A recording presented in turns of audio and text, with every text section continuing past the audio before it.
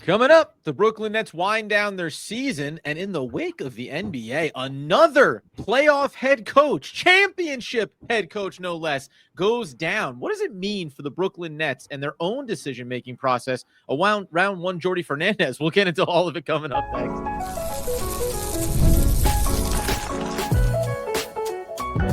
You are Locked On Nets, your daily Brooklyn Nets podcast. Part of the Locked On Podcast Network, your team every day. Yes, my friends, it is the Locked On Nets podcast right here on the Locked On Podcast Network. It's your team, the Brooklyn Nets, every single day. He's Doug Norrie. I'm Adam Marnbeck. We thank you, as always, for making us your first listen today. We're 100% free on all those great platforms, and get into what I think is probably one of the more fascinating conversations as a second playoff-bound head coach has been fired in season, with Coach Malone being let go by the Denver Nuggets, but also, in this instance, a championship-winning head coach goes down. Doug, shock, awe on your end?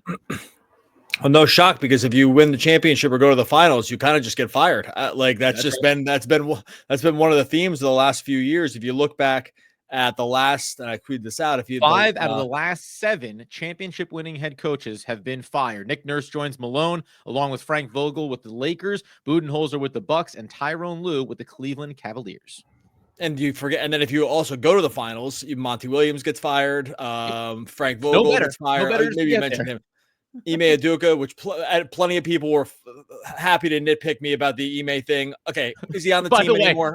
Let's drag this podcast. We are under 2 minutes into the show. Let's drag this thing. Let's pull full breaks here. The amount of people that I saw adding Doug, well, Ime Udoka, it wasn't everything to do with the basketball, it's other stuff. Yeah, he got fired. That's it. He got fired. He went to the finals. He got fired. Or whatever. He quit. Like, he got fired. I mean, do we need to nitpick all this stuff? Like, it's obvious. It's obvious. Yeah, we do, Doug. I'm pretty sure everyone just knows exactly how to push my buttons, because this is one of them. It's like, I really appreciate the nitpick. Can we just agree that, like, he isn't on the team anymore, and that kind of just fits what we're talking about here? Anyway, point being, it's a reminder that, on top of the Taylor Jenkins firing this year by Memphis, who, Memphis has had a really good season, and Taylor Jenkins, by all accounts, has been a really good winning coach in the NBA, and has done a lot with a little in terms of stuff that's happened with that team and players that they've been able to keep on the court and not keep on the court. And now you got Mike Malone, who again is 2 years removed from winning the championship, and is fired along with Calvin Booth. And it's just a reminder that, well, one, you do not know what's going on behind the scenes with these teams. And that's one. And then two, it's that we're just the NBA more than a lot of, and I guess the NFL to some degree is like this too. It's very much just what have you done for me lately? It just doesn't take much. I do think there's some correlation probably between some of these coaches reaching these heights and then maybe just being tough to fit in with the ownership or ownership or the front office, and the personalities become a little much. I don't know. There hasn't been tons of reporting on that. That seems to be something of a theme. And we also know that superstar players can also sometimes play a role in this. It's hey, sometimes if your best players have kind of had enough, then that's the end of that guy, a la Steve Nash and whatever. So there's lots of other things that are non-basketball related that go into this, and maybe it's all non-basketball related, to some degree, but it's just a very interesting list when you look at it. This is say these guys that have reached really high levels in where they're kind of supposed to be and where you want your team, 1, 2, 3 years later, gone, and gone at weird times too. The season's over in a week and they're going to the playoffs. Well, it's just right so weird. So there's a couple of things. One, you mentioned the NFL time, which I think to a certain extent is true, but the difference there is more that because of the way the NFL cycles, you can kind of roll through your rosters very quickly, right? Turnover happens fast, and head coaches roll over fast. Now, if it's a franchise quarterback and you have full belief from your ownership that he is the guy, then how the head coach performs really matters. You said it. In the NBA, it is player driven. And I'm not saying that negatively necessarily, but in these moments, like you mentioned with Jenkins in Memphis, or especially this one, whatever the time is to potentially move on from your head coach, either it was a lot sooner than now, or it shouldn't be happening now. Now, listen, who knows? Denver Nuggets, they go on a playoff run here and end up back in the NBA Finals this season. Maybe we'll reflect back and say, hey, for better or worse, they made the change and it all led to more success, a fresh perspective, whatever the case may be. But sometimes this, especially in this instance, maybe feels like well, what are the expectations for Denver in the playoffs? Do they think they're going back to the finals or not? And if not, maybe we pull the cord now because it gives a little bit of coverage around a lack potentially of success come playoff time in the Western Conference. I don't know. Like, I find it really interesting that we're now getting these late season firings. Typically, it's always in the off season we'll make these changes because our roster is going to turn over. To do it this late in the game for playoff teams, it isn't like your head coach, if Jordi Fernandez, not this season, we'll talk about him in a minute, but if you fire Jordi Fernandez 2 years from now because the Nets are still winning 30 games or less, yeah, that makes a lot of sense down the stretch of a season. Not in this moment when you talk about a guy who is, again, a championship winning head coach. I find it somewhat shocking, especially in Denver's case. I wonder if you agree that Jokic just doesn't seem like a guy that has a lot of the superstar ego or energy. I'm not saying it is him that was the impetus for this change, but just the fact that it's coming with a player who is your best player and seemingly is just, hey, I show up, I play basketball, I go home in the offseason and I dance. Like that's kind of his schedule, generally speaking. It seems like that. The one difference with Denver and Memphis is that Denver fired everybody. Like Calvin Booth got fired too. Yes. Hopefully good. Yep. Hopefully old friend of the show, Matt Brooks, is safe from the house clearing that happened over there in Denver. I mean, come back home to Brooklyn. Yeah.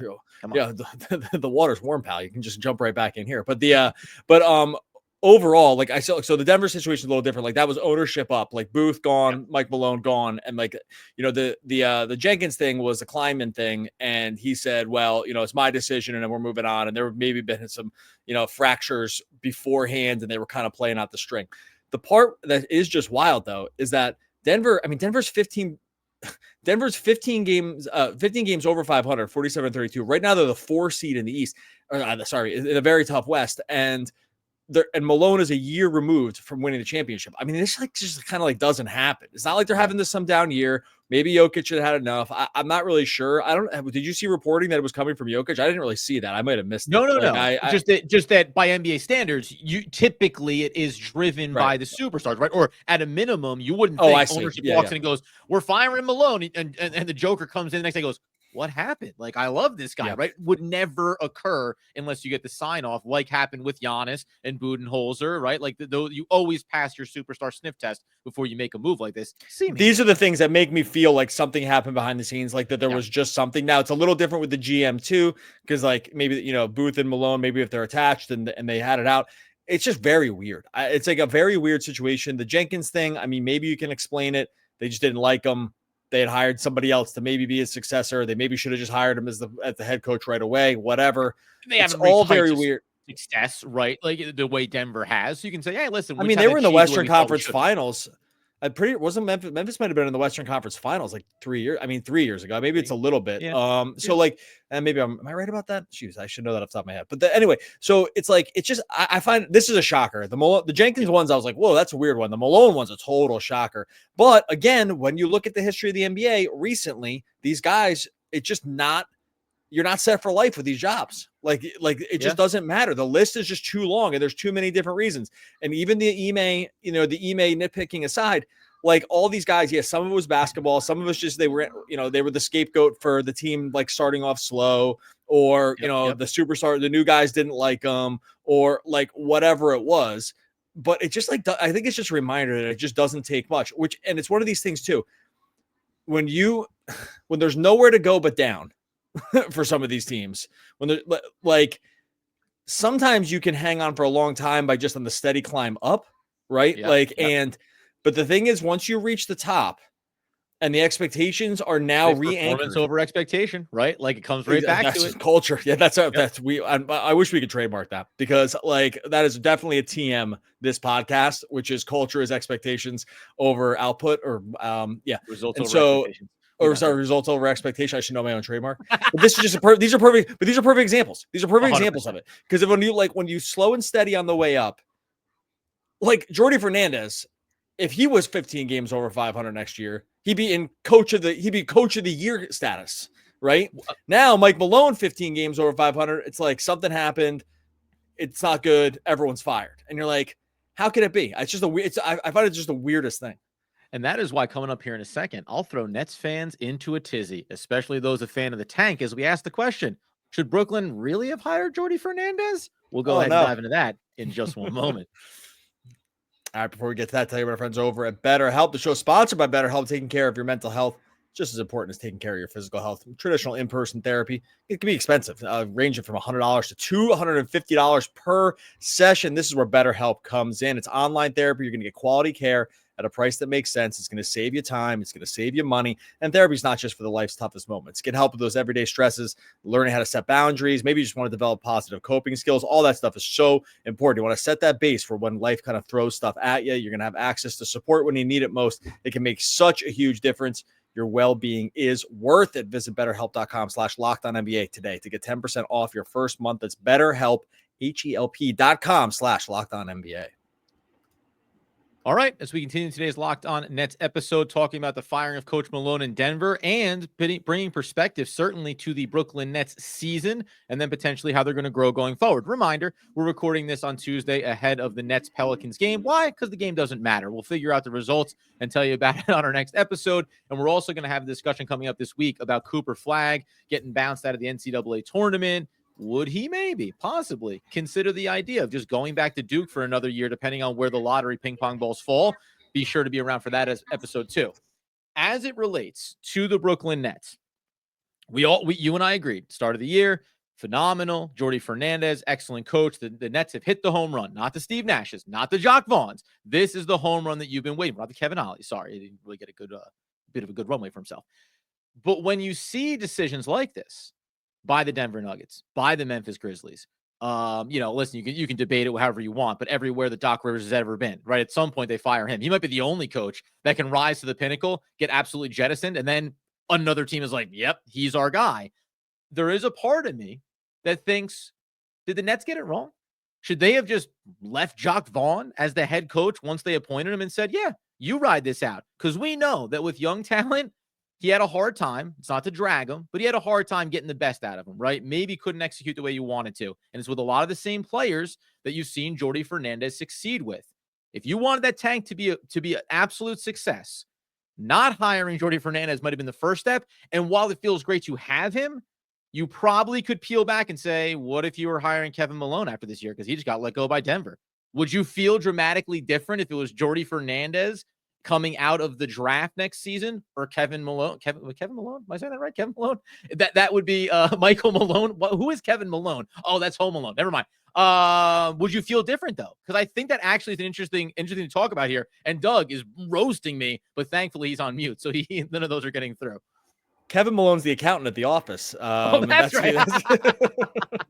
What is? Kevin McAllister. Gosh, I am mixing up all kinds of names here. But you understand, but the premise there of like, if the goal is to rip this thing down to the studs and really rebuild, and you have control of your own picks, did the Nets maybe get too excited about finding who they think could be the next great coach relative to results and the coaching pool that seemingly is always available? You're saying that, okay, so I think what you're saying is if they knew they kind of wanted to be in the tank, like, is this year the year to kind of reset the culture? Or do you kind of just play out the contracts of the guys you already have and just let it go to the basement and like Jordi Fernandez needs to be a Greg Popovich level head coach probably to reflect back on this years from now and say like, oh, no, it was worth it to get Jordi Fernandez when we did. It's interesting. I thought like, Ollie had a chance to stick around, honestly, at the end of the year. I was wrong by that. Like I said that, and then like they, let him go like, 30 seconds later. So whatever, that one didn't age very well, but I think that, I think you always want to reset things and have a stabilizing force. And I think you will go back to the idea at the beginning, which was to say they could have brought in Peak Popovich or Peak Spo here, and they thought that the talent level just wouldn't matter. Like I really believe that that's what they thought. They thought the talent level, no coach is going to get this talent level over 20 wins. Like, just forget it. Like, I really think that was probably what they thought, and it would have been a correct thought. And it just kind of didn't work out that way. Now, I think you want to grab these guys if you can get them. I think that like Jordi, for a first-time coach, had enough, had a good enough resume. Like we've always said, he wasn't just a first-time coach. He was a first-time NBA coach, but he already cut his teeth on the Olympic level with superstars. Like, these guys really respect him. I actually think guys like him, coach, like he was getting talked about in a lot of circles for a lot of teams and a lot of openings. Yeah. I think that these guys do come around more than you think. And I do think that having a guy like him was better than hiring Coach Bud or, or like bringing one of these guys that had been with Jokic in the past. Like, I just don't think it would have been the right fit. And so I like from that standpoint, I still think they made the right hire. I don't want to, I don't even want to second guess that one. I think this was completely the right pick. I know what you're saying.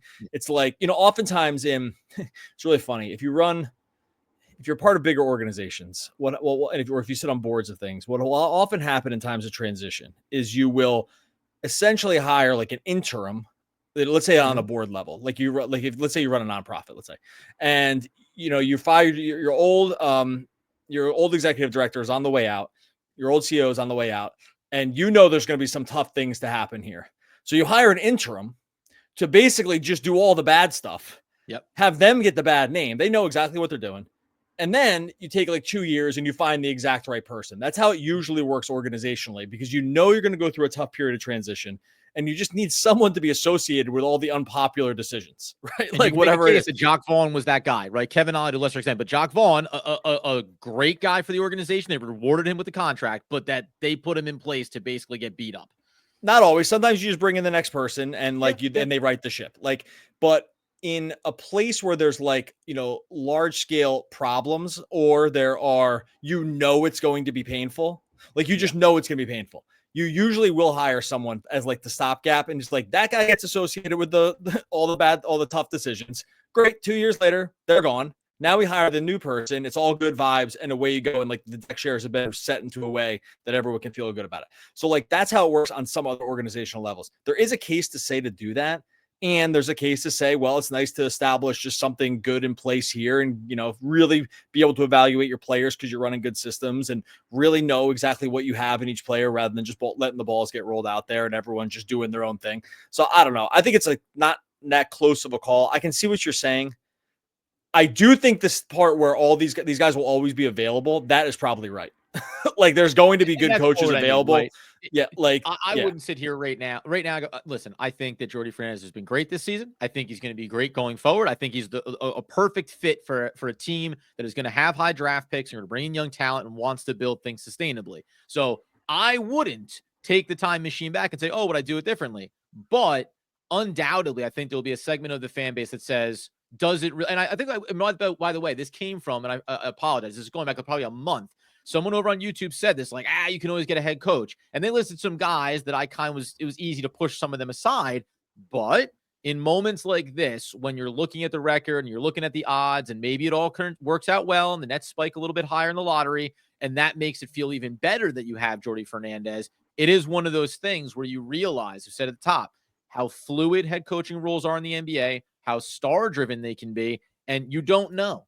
I'm not putting it at Cooper Flagg's feet or Ace Bailey's feet or Dylan Harper's feet, but one of these top guys comes in and Jordi Fernandez and they just butt heads. They clash. Guess what? It's not going to be the young superstar talent that gets let go from the organization. It's going to be the head coach. So it's always an interesting factor. Coming up here in a second, though. The other part of this is where this season has ended up for Brooklyn. And it did have me looking at the play-in tournament as those teams start to get solidified there and whether or not the Nets could have, would have, should have traded a place with one of these teams. We'll do that here to close things out in just one moment. All right, before we get to that, let you know about our friends over at Robinhood Gold. With Robinhood Gold, you can now enjoy the VIP treatment, receiving a 3% IRA match on retirement contributions. The privileges of the very privilege are no longer exclusive. With Robinhood Gold, your annual IRA contributions are boosted by 3%. Plus, you also get 4% APY on your cash and non-retirement accounts. That's over 8x the national savings average. The perks of the high net worth are now available for any net worth. The new gold standard is here with Robinhood Gold. To receive your 3% boost on annual IRA contributions, sign up at Robinhood.com/gold. Investing involves risk, rate subject to change. 3% match requires Robinhood Gold at $5 a month for 1 year from first match. Must keep funds in IRA for 5 years. Go to Robinhood.com/boost. Over 8x the national average. Savings account interest rates claim is based on data from the FDIC as of November 18, 2024. Robinhood Financial LLC member SIPC. Gold membership is offered by Robinhood Gold LLC. All right. As we tie a pretty little bow on today's Locked On Nets episode, Malone gone in Denver. Brooklyn Nets firmly entrenched in a terrible season, but they have their head coach in Jordi Fernandez. So we'll see how long he lasts. I'm assuming he makes it through the trade deadline next year. I don't know. We'll see. But One of the other things that then came to mind around this is thinking about the team and thinking about the success. Now, if this is year 2 of Jordi Fernandez, even with all the agendas, there's probably a little more conversation about, has Jordi Fernandez shown enough, right? Even the young players developmentally, et cetera. And when you look over, there's a couple of things. One, when you look over at the play-in matchups, because this would be back end of the playoffs, you have a chance to get into it, but there's low expectations to go very far when it comes to the postseason. On the one hand, first of all, the 9-10 matchup in the West is Sacramento 39-40 and Dallas 38-41. Now, maybe they both end up being slightly under 500, but it does feel different, even though it's only a couple of games, than 36-42 Chicago, 36-43 Miami. And there's a massive drop-off in the Eastern Conference. The next best team, best I put in quotes, is Toronto at 29-50. But do you think like Chicago is kind of a good comp for Brooklyn in terms of what the decision-making around a season like this? Chicago waited too long, maybe to get rid of some veteran players, ended up hanging on to them. They have some clear young talent, and they kind of spiked it a little bit here. Now, their fan base may look at it and say, we should have been so much worse. We should be higher in the odds for the draft. But I think there is something to feeling really good about a 36-42 season. Maybe they grab another couple games here. 5 years from now, you're not going to look back and say, oh, thank goodness we had that 9 seed in the play-in tournament. But these teams feel parallel. Do you think there's a world where like the young talent on this roster for Brooklyn would have had to obviously perform to a certain level with Jordi Fernandez leading them, where you go, hey, we're a lot closer, regardless of where we are in the draft. Maybe it is going after a player in free agency or via trade. We're a lot closer to that next step of our rebuild than we are currently, which is multiple drafts and probably a lot of losing seasons over the next season or two. Yeah, I just don't think they ever would have gotten there because they just don't have the horses. Like, at least in Chicago, it's like, okay, no matter what you think of these guys, even if they got devalued a little bit, like Giddey's had a really pretty good year. Kobe White's had a pretty good year. Vooch, I mean, from a fantasy standpoint, if Vooch came on, I mean, like, who knows? The basketball part is like a little weird. They have some of the Buzelis. Like, I don't know. It's just a different group of players. It's a lot more NBA ready guys. I don't know if I'm answering your question right. It's like they're still 6 games under 500. It's not like they're good, right? Like they happen to play in the East. If the Chicago was a West team, I mean, they'd be at the bottom basically. So it's like they just kind of get a little lucky that they're in the East, I think. And so it makes it kind of looks a little better than it probably is.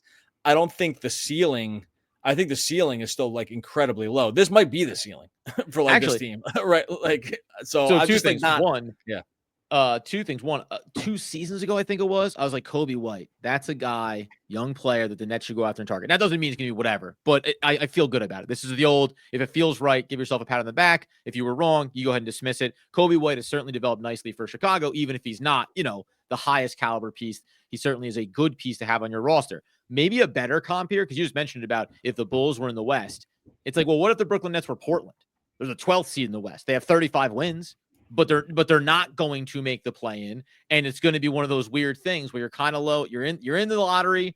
You won some games, but so it is interesting record-wise. That's a 1-win difference between Chicago and Portland, but strikingly different when you look at the Eastern and Western Conference and go, 12th seed. I mean, did we put the word seed behind it when you're basically at the bottom of the league? That's an interesting factor when you look at these 2 different conferences. Yeah, it's just hard. I think we'll always vote for. We've been pretty consistent with this. We vote for shoot upside and go for the absolute top here. Yeah. Right. Like we advocated selling this stuff, trying to get these picks back a year before from Houston, right? Like going into last year with McHale.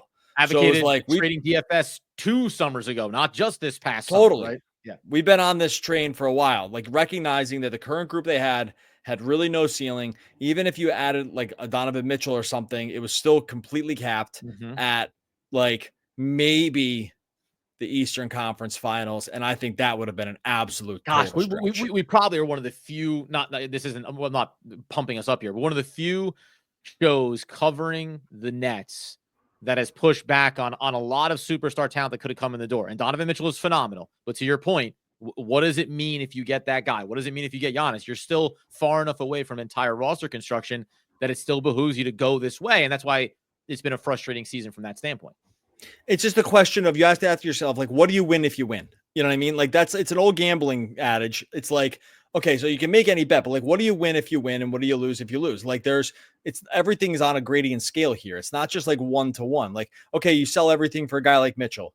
Okay, well, what's real winning look like that? Is it Eastern Conference semifinals? Is it Eastern Conference finals? Like, I don't think it's a championship team. So you're asking yourself, okay, you do all these things, and what do you win if you win? Like, you can answer those things pretty clearly. I think we could look. It's no mistake at how the teams that were predicted to be like basically some of the best teams in the basketball, hate to break it to everyone, are the best teams in basketball.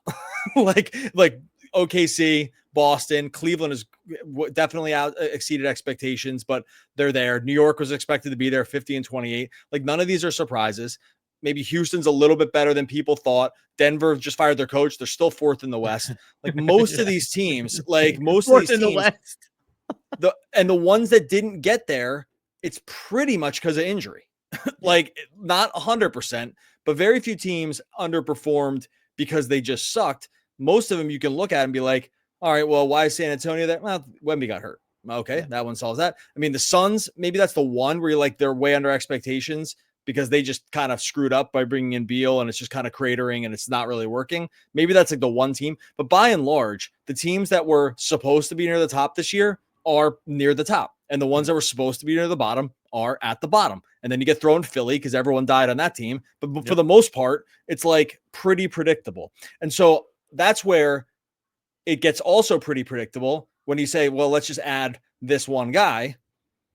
Okay, well, I can predict where that's going to go pretty much. Yeah. Right. Like, not 100%, but pretty damn close. And I don't know. I think that's just where I'll always go for what's the highest possible outcome that we can go for here. And if it means sitting at midcourt and letting other teams get, shoot all the shots and win, and so you get a 14% chance at Cooper Flag, to me, it's always been worth it, because those guys just don't come around because you can't really piece this thing together without superstars. You just have to have one of these guys. You have to have a top 5 to 7 player in the league, at worst 7. Like, you basically have to have a top 5 player in the league if you want to be really damn competitive at the highest levels.